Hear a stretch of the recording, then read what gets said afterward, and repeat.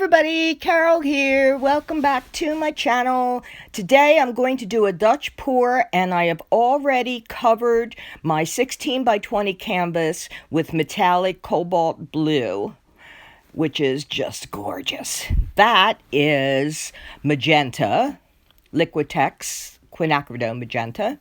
This is Premier brand, which was AC Moore's, in bronze and some metallic white with it to lighten it up. And there's just some regular metallic white from Artist Loft. And metallic purple. And last but not least is Liquitex Prussian blue. This was the day that I grab all the tubes that are squeezed to death and can't get anything more out of, and cut them open and use a stick and get the last little bits. And I decided whatever one I do that to, I will use it. So that's why there's not a lot of custom colors like I usually mix a billion colors together. But at any rate, I thought a Dutch pour would be perfect because it calls for thin paint. And this way, whatever comes out of the bottom of these tubes should be plenty. And it was. I mixed these paints still with the same medium I always use, which is 2 parts Elmer's glue all, 1 part water, so like a cup of glue all and a half a cup of water. I shake it up and let it sit at least overnight so that the foam and everything settles down and I don't have a million bubbles. And when I put my paint into the cup, I put a little splash of Liquitex High Gloss Varnish, maybe half a teaspoon in each one, mix the paint up with it, and then add the medium. And in this case, I usually go 1-to-1 because I like my paint thick, and I would say this was at least 2-to-1, maybe even more, till I got it to the point where it did not leave a mound. When I pulled the stick out of the paint, it just basically hit the paint and dissipated. Because you really need it to be thin for a Dutch pour so that you can move the paint. And I did get a good consistency, and so far so good. And then you will see that I do go and tweak a little bit and add some color. And first I tried using the hairdryer with this magenta and then a little white. And I tried to use the hairdryer, but it just wasn't moving it well enough, you'll see. And I realized that I was starting to like blow out all the other paint too much too. So I eventually will move to using a straw to just do certain areas. I mean, the blow dryer is great, obviously, with the initial pour. And of course, it's on cool. So it's not like I'm burning the paint or anything. But after a while, you just sometimes need to be able to focus in on a smaller area, and a straw works much better. So welcome back to all my loyal subscribers. It really means a lot to me, you guys, and I hope that if you like this video that you will give me a thumbs up and please share. Really trying to grow the channel here, and it would be great if you would share this video. And if you're new and this is the first time you've visited my channel, I want you to know that I do a lot of different things with acrylics, and I also paint embellishments. Now, I'm also working with resin now and other little mixed media.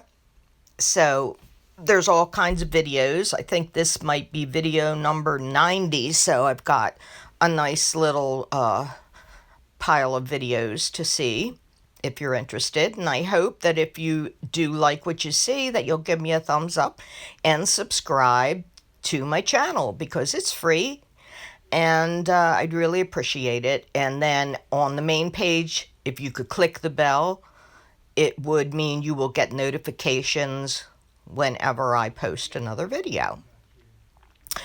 So I hope that this video finds everybody well, staying safe. I know this is still a trying time for many. That's why I paint. So hopefully you've been able to find other creative outlets if you're not into art itself that helps you get past all this, the boredom, the stress, or what have you, of being home most of the time. So I don't know if you can see while I'm torching, seeing that the white especially is coming up with little lacing, and it's really, really leaving a cool effect. And I decided that besides more white, I needed to add a little more bronze and magenta in some areas. So that's what you'll see me doing here. Otherwise, I'm pretty happy with the way it all blew out. And as I use this straw, I do have to go around the canvas, and I apologize when my head is a little bit in the way. I try my best not to block the camera. And the other funny thing is that my best friend, for my birthday last month, she just got to me a beautiful apron with dragonflies on it to wear when I paint, so that I don't keep dipping all my shirts in the paint. And so I was really excited to use it, and I have it sitting on the chair right next to me there. And I forgot to put it on. And I didn't realize it till much further into the painting, like right around there when I bent over and got paint on my shirt and realized that I didn't have it on. So, Eileen, if you're watching, I promise I'll put it on for the next one.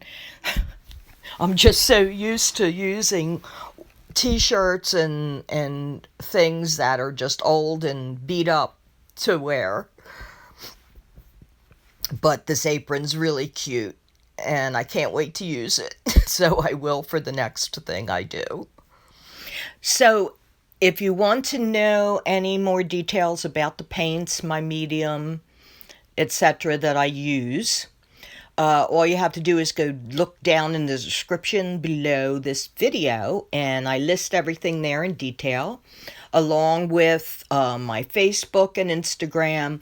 My Etsy shop is there, but it is empty right now. I am totally redoing it, revamping it, going to add resin pieces and other things. So I apologize for that, but my email address is also there. So if you see something that you really like that I've done, and obviously it's not in the shop, contact me, let me know which video it was you saw, and I'll give you the information on that particular piece.